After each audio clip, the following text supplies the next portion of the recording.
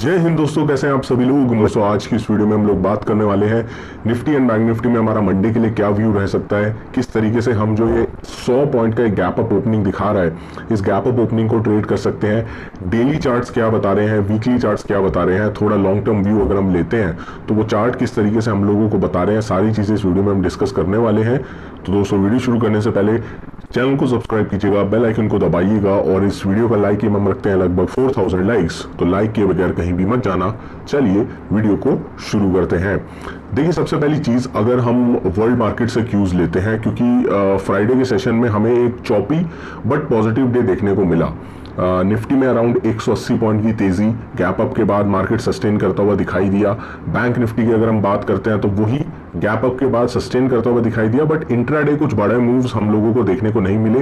एक दो मूव मिले बट उसके बाद मार्केट थोड़ा साइडवेज एक रेंज में ही फंसा रहा। अगर हम ओवरऑल बात करें तो अमेरिकन मार्केट्स में, वर्ल्ड मार्केट्स में हमें किस तरीके का ट्रेड देखने को मिला, सबसे पहले वो अगर हम देखें फ्राइडे के सेशन में, पहली चीज मैं क्लियर कर देता हूं, मंडे को अमेरिकन मार्केट्स बंद रहेंगे मेमोरियल डे के अवसर के ऊपर।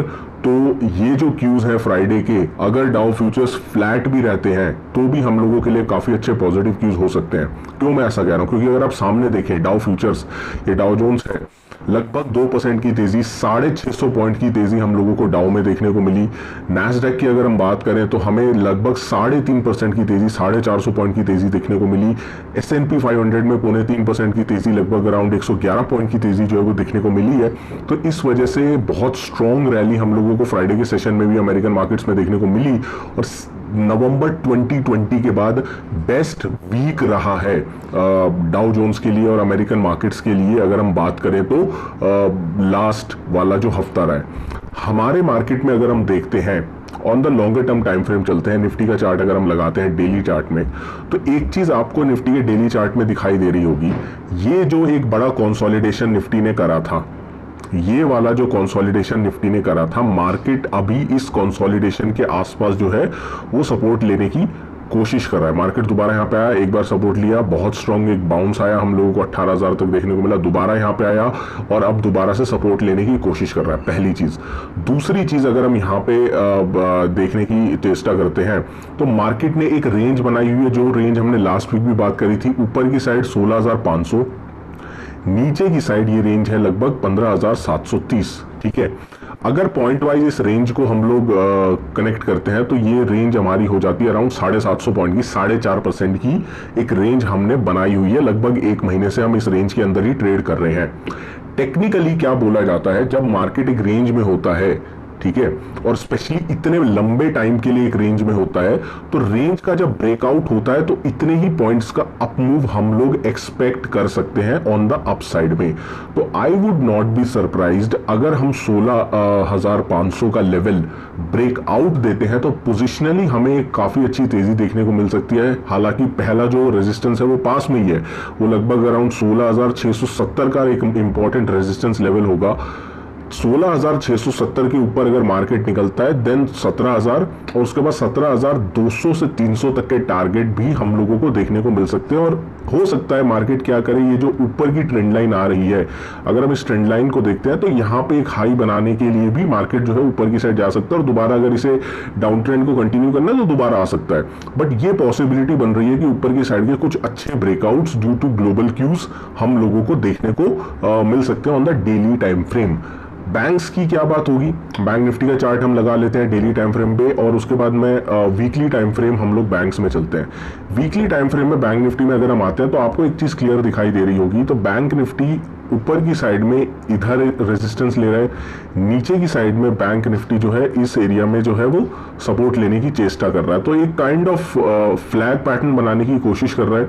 सपोर्ट अभी कहां पे लेने की बैंक निफ्टी ने कोशिश करी थी, अगर हम देखते हैं तो ये इंपॉर्टेंट लेवल था जहां पे बैंक निफ्टी ने सपोर्ट लेने की कोशिश करी थी 32,700-800 के आसपास। तो अब जगह बैंक निफ्टी में कहां बनती है, 37,800 तक, 37,700 तक की जगह बैंक्स में अभी भी बनती है। But there is one negative point जो आपको फोकस में रखना चाहिए। अब हर चीज में पॉजिटिव बोल रहा हूँ, अमेरिकन मार्केट्स पॉजिटिव है। टेलीग्राम ग्रुप से अगर अभी तक आप ज्वाइन नहीं हो तो लिंक आपको नीचे डिस्क्रिप्शन में मिल जाएगा। यहाँ पे मैंने एफएनओ डेटा भी शेयर किया हुआ है।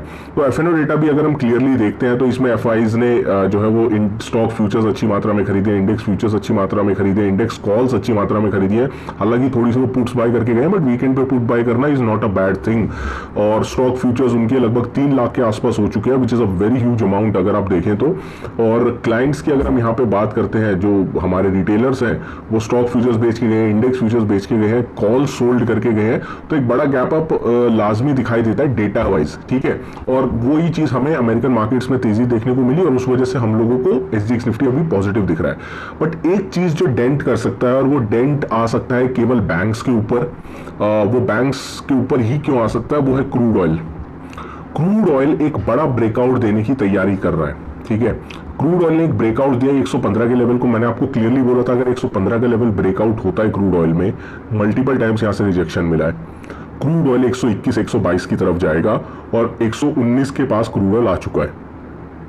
तो अब या तो क्रूड ऑयल 121 का बड़ा ब्रेकआउट देके 130 132 की तरफ जाएगा, या फिर 120 के आसपास से एक हमें रिवर्सल क्रूड ऑयल में दोबारा 114 से लेकर $111 का देखने को मिलेगा। तो मंडे को एक चीज जो आपको सबसे ज्यादा वॉच आउट करके रखनी है वो क्रूड ऑयल का चार्ट है। क्रूड ऑयल अगर वीक होता है तो वो बैंक्स के लिए पॉजिटिव होगा, क्रूड ऑयल स्ट्रांग होता है बैंक्स के लिए नेगेटिव होगा।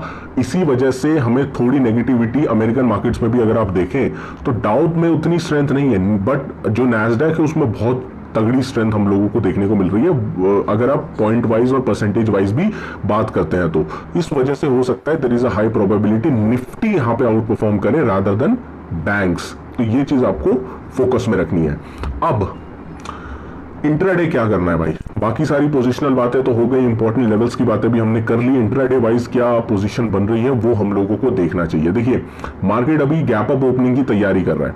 गैप अप ओपनिंग के बाद अगर निफ्टी 16,400 के ऊपर सस्टेन करता है, ठीक है, 16,400 से लेकर 16,425 का लेवल, इस लेवल के ऊपर अगर सस्टेन करता है आई वुड बाय निफ्टी। और मेरा पहला टारगेट जो होगा वो होगा अराउंड 16,530 का। तो ये लेवल्स मैं मार्क कर देता हूं, ये लेवल आपके लिए इंपॉर्टेंट है 16,425। उसके ऊपर अगर निकलता है तो 16,530 और 16,530 के ऊपर अगर निफ्टी निकलता है तो 16,581 के लेवल्स हम लोगों को देखने को मिल सकते हैं। बट अगर गैप अप के बाद मार्केट जो है 16,425 के लेवल को तोड़ता है, देन 16,425 के बाद दोबारा से मार्केट एक बार के लिए किधर आ सकता है 16,360 तक, ठीक है। 360 अगर तोड़ता है तो I would not be surprise हम लोगों को 280 तक 16,280 तक मार्केट एक बार के लिए दोबारा से डिप मारता हुआ दिखाई दे सकता है। तो ये कुछ इंपॉर्टेंट लेवल्स है जो आपको फोकस में रखने चाहिए। इन बैंक निफ्टी रेंज में है, आपको क्लियरली दिखाई दे रहा है, बहुत अच्छी रेंज अपने को बना के दे रहा है। तो बैंक निफ्टी अगर मंडे के सेशन में हम लोगों को एक बार के लिए 35,700 के ऊपर सस्टेन करता हुआ दिखाई देता है, 35,700 के ऊपर सस्टेन करता हुआ दिखाई देता है, देन हम लोगों को पहला टारगेट जो देखने को मिलेगा वो मिलेगा अराउंड 36,050 का, ठीक है। I would not be surprise हमें 36,050 तक के लेवल्स देखने को मिले। 3650 के ऊपर अगर निकलता है तो 36,200 तक के इजीली लेवल्स हम लोगों को बैंक्स में देखने को मिल जाएंगे। हो सकता है थोड़ी अंडर परफॉर्मेंस हो सकता है थोड़ा साइडवेज मोमेंटम हो, बट जिस हिसाब का डेटा भी फॉर्मेशन हो रहा है, क्योंकि अगर मैं एफएनओ डेटा के साथ अगर ऑप्शन चेन डेटा को भी लगाता हूं तो इसमें एक चीज मेरे को क्लियरली दिखाई दे रही है कि निफ्टी में जो कॉल राइटर्स है उनको 17,000 की स्ट्राइक के अलावा कहीं पे कोई कन्विक्शन ही नहीं है। अगर आप देखें तो अगर ये 16,300 के ऊपर हम लोग जो है एक बार के लिए सस्टेन कर रहे हैं और एक गैप अप होगा तो 16,300 वाला राइटर तो ट्रैप हो गई, बट उसके आगे कोई कन्विक्शन के साथ कॉल राइटर खड़ा नहीं है अपार्ट फ्रॉम 17,000। तो ये एक चीज जो है वो अच्छी दिखाई दे रही है। बैंक निफ्टी में भी सेम ऐसे ही है, 36,000 पे सबसे बड़ा कॉल राइटर है। इसके बाद अगर आप देखें तो कहीं पे कोई स्ट्रॉन्ग कॉल राइटर खड़ा हुआ हमें दिखाई नहीं दे रहा है अपार्ट फ्रॉम 35,500 जो कि ट्रैप हो जाएगा इस गैप अप में।